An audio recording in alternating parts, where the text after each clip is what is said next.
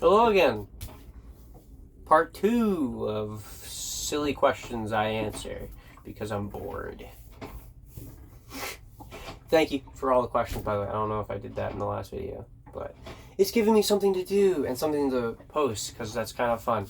And then hopefully when I'm old and gray and, have dementia, I'll remember these. So that'll be good. That'll be grand. So these questions are kind of like now questions. Not that you care. But somebody asked what the smallest boat you could do something like this on is. And that's a hard question to answer. It partially depends on the boat, and it also depends on your ability to endure suffering. So a smaller boat means you can't go out in as kind of diverse weather. You need good weather to go anywhere. You don't have as much room for storage, for comfort, life's really living on the boat. I think this boat's a good size for me. Ideally, it would have some more creature comforts, like being dry when it rains, would be nice. I tried. But yeah, I mean, the smaller the boat, the slower the boat too, unless you've got hydrofoils or planes. So smallest boat you could do it on is a hard question to answer. There's people who circumnavigate the globe on 15 footers, that they custom built. They're basically like little, life rafts, lifeboats that are fully encased, and they just have a square rig sail. They just go downwind around the world, but it's not comfortable. So it all depends on how much comfort you want and your budget too. Bigger the boat, the more expensive. I couldn't afford a boat bigger than this. She's been good to me, so I'm gonna say this boat is the best boat to do this on ever. So yeah. How do I do watches offshore? So during the day I'm up most of the time. Maybe I'll take power naps throughout the day, but I have the self-steering gear hanging off the back of the boat that drives the boat for me in pretty much all weather and in all wind directions. So at night though, I do 15 minutes on, 15 minutes off. So I'm up for 15 minutes looking around and watching for ships and such. And if I don't see anything on the whole horizon, I might skip a watch and, do half hour off, 15 minutes on.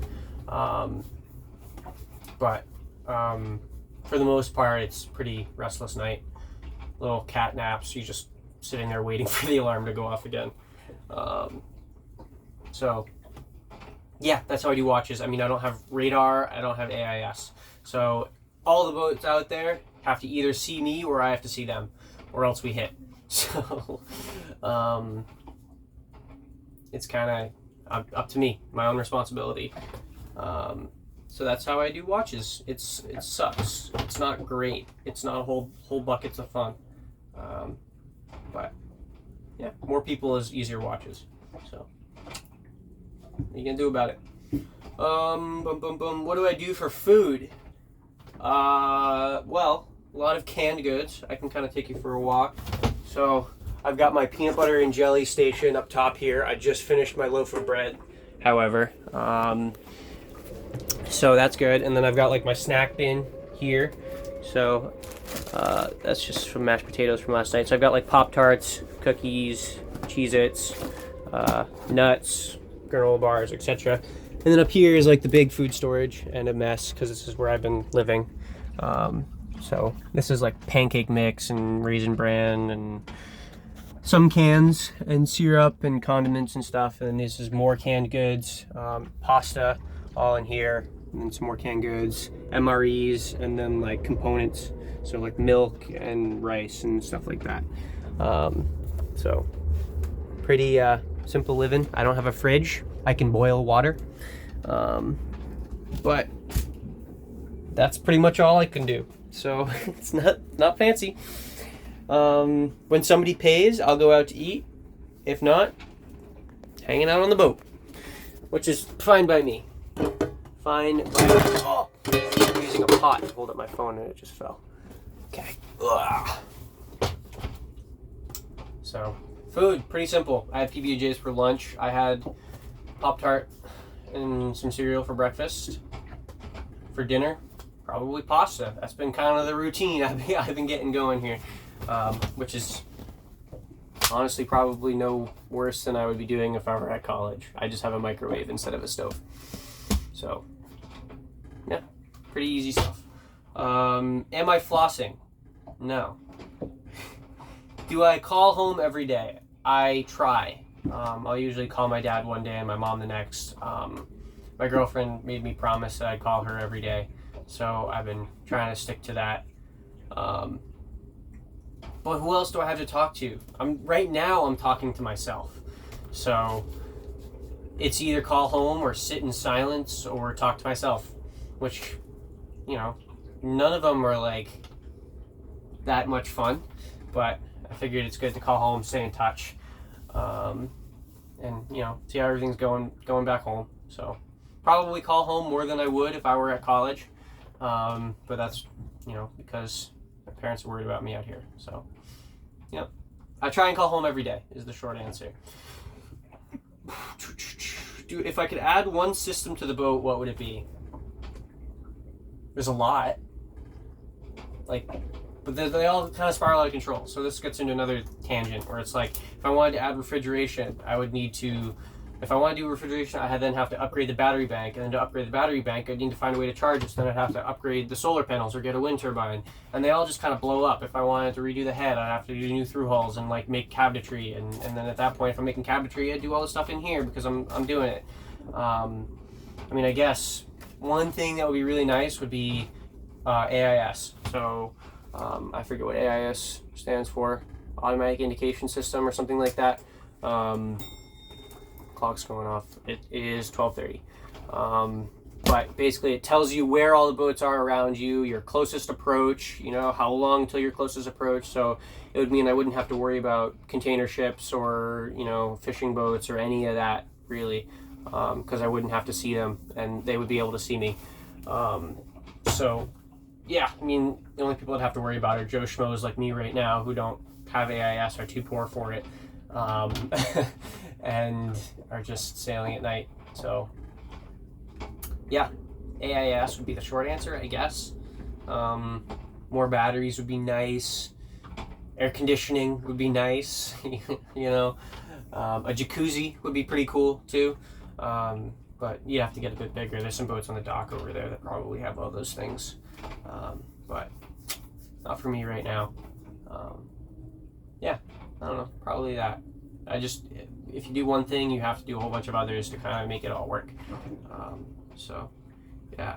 And then one of the Bristol 27 owners, the fellow owners, asked me, our little Swedish design boat by Carl Ahlberg, is there anything I think he got wrong or that I think would be, well, I think that it should be done differently or upgrade about the boat? Not really. I wish it was bigger, you know, more beam, more headroom, all that stuff, but that comes with buying a bigger boat. I think the layout on this particular model isn't ideal for what I'm doing. There's 3 models that were made. This is the cruising, and then there's a weekender, which has a longer cockpit and a smaller cabin.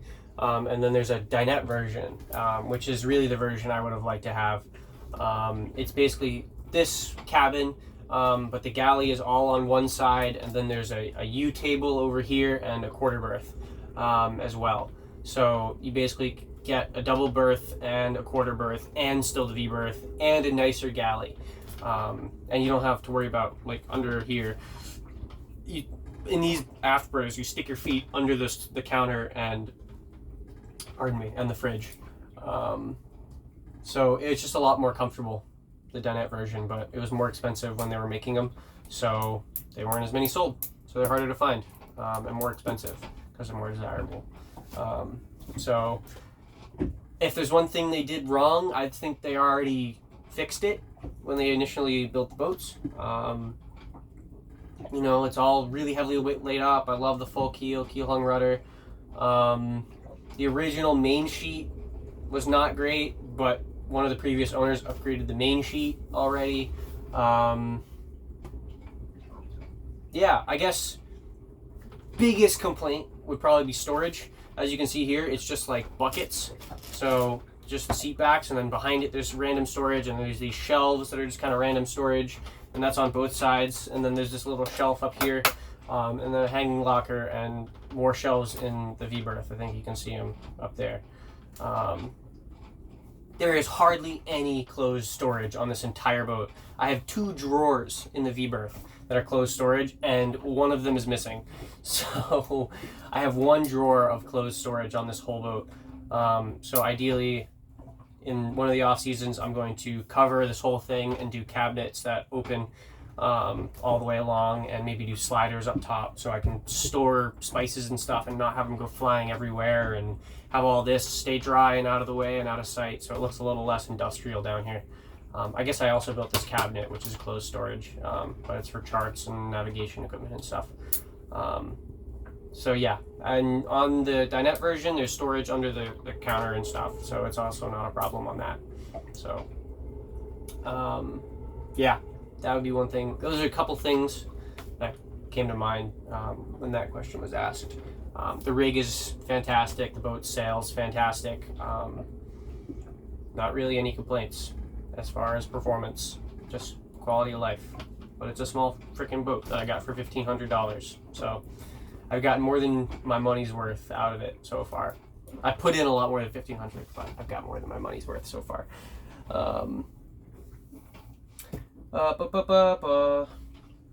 What's the next question? Somebody asked me how many seagulls would have to be in my room before I became suspicious.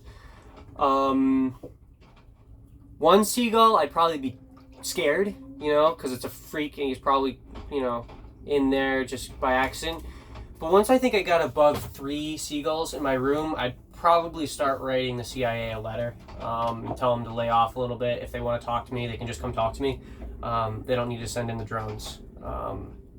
I'm pretty forthcoming. I don't have much to hide. So 3 or more would be suspicion arousing. So yeah.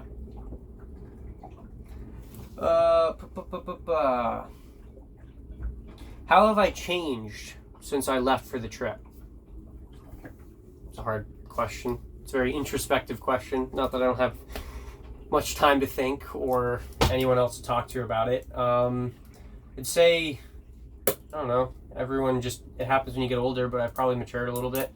I'm better at crisis management, I think. Self-reliance, all that stuff. I feel like I understand a lot more about the world and different, I've only seen one different culture, but it's very different. I've got more to see, so that will be more fleshed out in the future. Just, I've gathered experience, and I've got a lot more stories to tell than when I've left, which I think is what I really set out to do.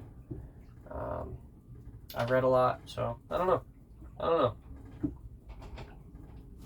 How have I changed? It's a big question. Everyone changes, I guess. So I don't know. I like ramen more than I did when I left. It's a big change. So yeah. I don't know. Probably better to ask my friends how I've changed than to ask me. So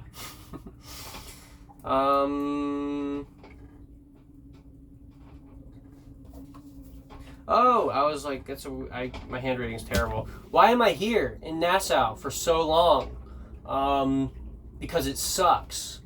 The weather sucks. Let me see. I can just show you. I can just show you how much it sucks. Come with me, and you'll be in a world of pure imagination. Yeah. There's a storm. So there's been back to back cold fronts. There's really only been 2 or 3 that I've rolled through. But it was really, really terrible rain last night and crazy winds. I don't know how much sleep I got. I was probably up every 20 minutes, making sure I wasn't dragging or if the wind changed and all that fun, crappy stuff. So I'm here because I have to be, and because I've learned that forcing it in a weather window, that is no fun. Dead upwind, 15 knots, shallow water chop. Ooh, no good. So I'm just waiting it out. I think that's the best thing I can do. But the weather as of tomorrow is going to be better. So northwest. So I'm going southeast. Couldn't get any better than that. So that's why I'm here. It's not by choice. Nassau physically stinks. It smells bad. Anchorage isn't very pretty. There's other cruisers around, which is a bonus, but I'm here because I have to be. No other reason. I'd rather be anywhere else. So, yeah. One of my friends asked, water, which do I prefer, water, land, or sand? I have recreation on all of the above. So I love sailing, obviously, out in the water. Sand, I've got surfing back at home. I got the board on the boat, so surfing here too. And land, I love skiing and longboarding and all that stuff. If I had to pick one, I'd probably say water because I'm a sailor. I can't escape that anymore. Yeah, probably water, but fun question. Do I have a pirate name? No, I haven't robbed anyone yet. Although if I start to develop a reputation, I'll keep you guys posted. If I need to come up with like a pseudonym to hide behind. So, yeah. What would I do if I encountered a sea monster? Well, that's a hard question to answer. You know, it depends on the type of sea monster. Are we talking Kraken? You know, Moby Dick? Are we talking like Odysseus sea monsters, like the Twin Fates? Sirens, I'd probably be pretty screwed. I think in the Twin Fates, I mean, there's only one of me, so if they wanted to start snatching up crew, I'd be pretty screwed. So I'd probably have to try the whirlpool. It wouldn't be fun, but that's all I could do. Kraken, you know, you just untie the dinghy and hop aboard, hope he doesn't notice you. Yeah, same for like Moby Dick. I'd be pretty screwed. So, yeah, I don't know. I feel like any of the above sea monster encounters would be no good. I've got a pole spear. I don't know what good that's going to do against a sea monster, though. So, I don't know. We'll have to see. Maybe sirens I'd have the best chance. You know, now that I'm aware of them and I'm aware of their game. So, I could stick some pine tar and cotton in my ears. Get past. So, yeah. Next page of questions, dude. God, I'm already on 17 minutes. Final destination. Final destination is Antigua. And when will I get there? I'm hoping to get to Antigua by mid-April. Because there is a series of race weeks in Antigua that are supposedly some of the best in the world. And all the big boats and all the fun stuff happens in Antigua during Antigua Race Week. The official race week starts on the 30th, but then there's a classic yacht regatta that runs the week before.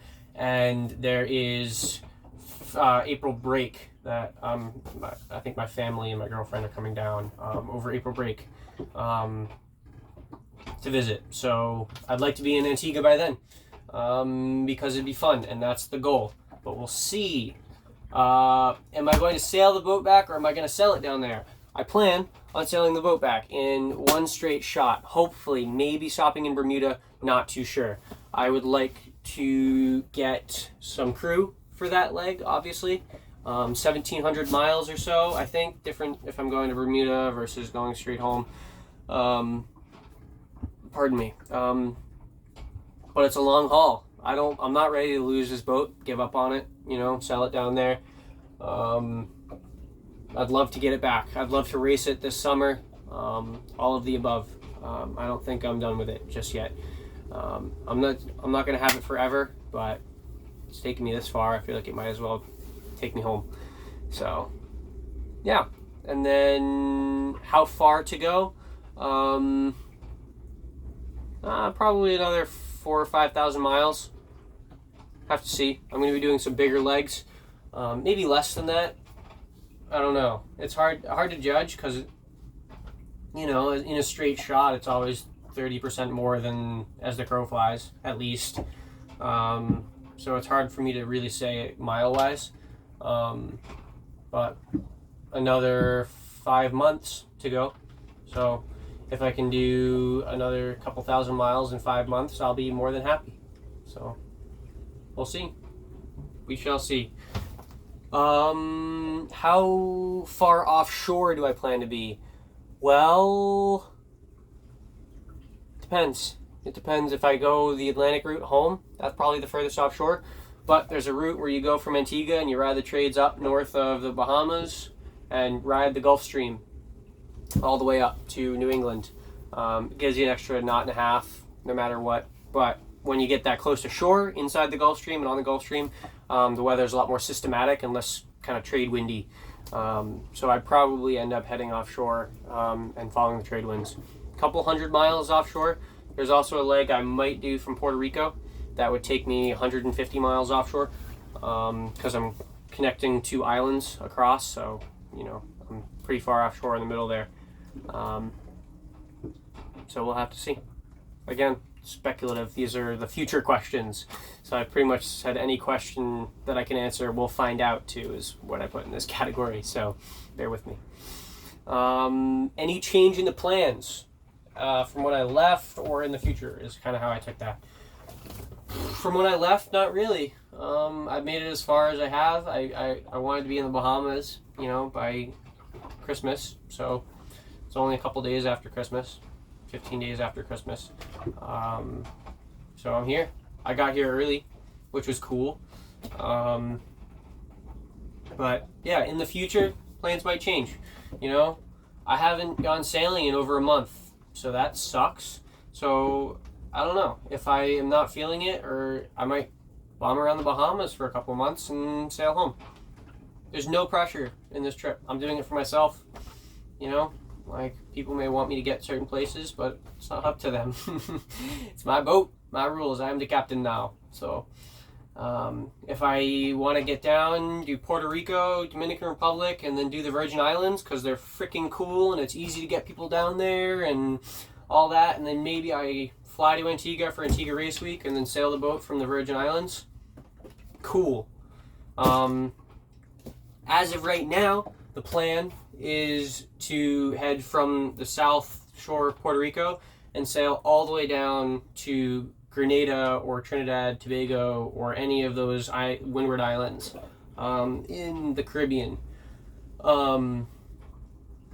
So, yeah, that is 400 and something miles down, and then basically with the trade coming from the east, I'd sail, hopefully just on like a close reach, and then I could reach my way all the way up the islands to Antigua. But getting to the south shore of Puerto Rico is nothing to sneeze at. You know, it's another 600 miles or so. So that's probably going to be a month to get there, if I'm lucky, weather-wise. Once the winds start becoming trade winds, I will make do. I know the models. I've been studying everything I can about island, how the wind reacts with islands and stuff. Sailing offshore at night and following your depth sounder and all that stuff. So hopefully I can make some good time. But yeah, that's the plan so far. If the plans change, I'll let you know. But everything is as it is, you know.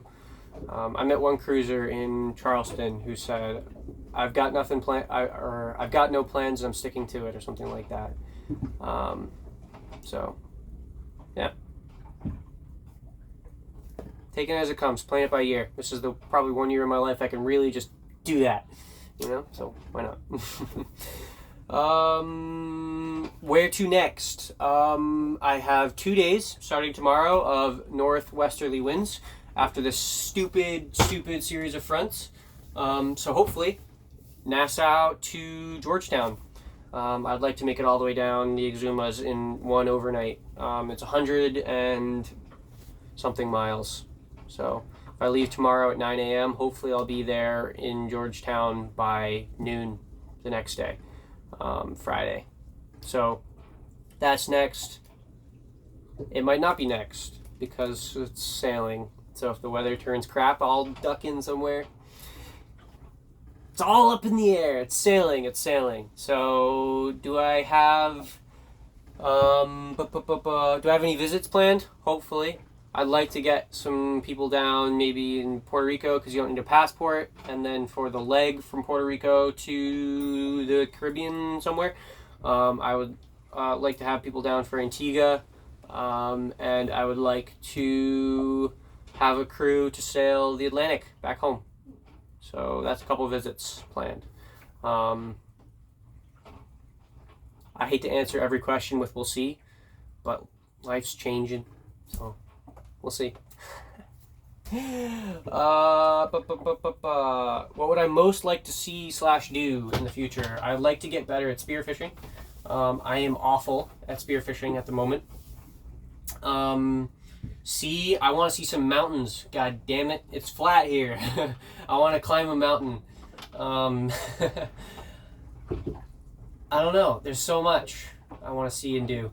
So I'd love to see, like, I want to see Antigua Race Week. You know, I want to race on a big boat in Antigua Race Week, and I got to get some certifications and credentials and stuff. But other than that, I've got ins on the boats. So that's what I want to do the most. But it's in the future. Find out. What's next? As in, like, after the trip? College. Well, what's next is work. I'm going home. I'm a harbor master, deputy harbor master in Mattapoisett. So going home, making some money, and then going to college. I am accepted into University of Rhode Island's College of Engineering. So that's next. I chose it because it's close to Newport. It has good surf beaches and sailing teams and all that stuff, and I don't think I can just abandon the water after a trip like this. So that's next. Again, who knows, if I find something I love in the Bahamas or the Caribbean and I can make money and I can be happy, then screw it. Save myself a whole bunch of money and my family a whole bunch of money, and stay down here and live. But college is what I promised, so I'm gonna do it. And then the next adventure after this, I don't know. There's a couple. Me and my girlfriend are looking at buying a school bus and renovating it, and then doing cross country, like North America, maybe Canada, I don't know, Alaska, whatever tickles our fancy at the time. That would probably in the next adventure. I've got a couple guys back home who are itching to go cruising. So if we get through college, and I mean, I think a couple of them they're going to go to URI too. Hopefully maybe we'll get a big boat and cruise the Atlantic. We really want to go over, see the Azores and Gibraltar and the Med and all that fun stuff. Next adventure, there's going to be another adventure unless something catastrophic happens. The next one is still up in the air in terms of timeline, so we'll see. Every question is we'll see. And then that is all the questions I have. So this one is just touching 30 minutes. So yeah, I hope you enjoyed. If anyone made it to the end, that's freaking cool. If you have any more questions, feel free to ask. I don't know, message me. I don't know. I asked for questions on Facebook and Snapchat. I got a Facebook group, SVY Worry Updates and Adventures. So I anticipate most of you will be here from there. But yeah, I don't know. Thanks for hanging out. I guess killed a good hour of my time. It's 1 hour out of many that I've killed. So this has been the most fun. Hasta la vista.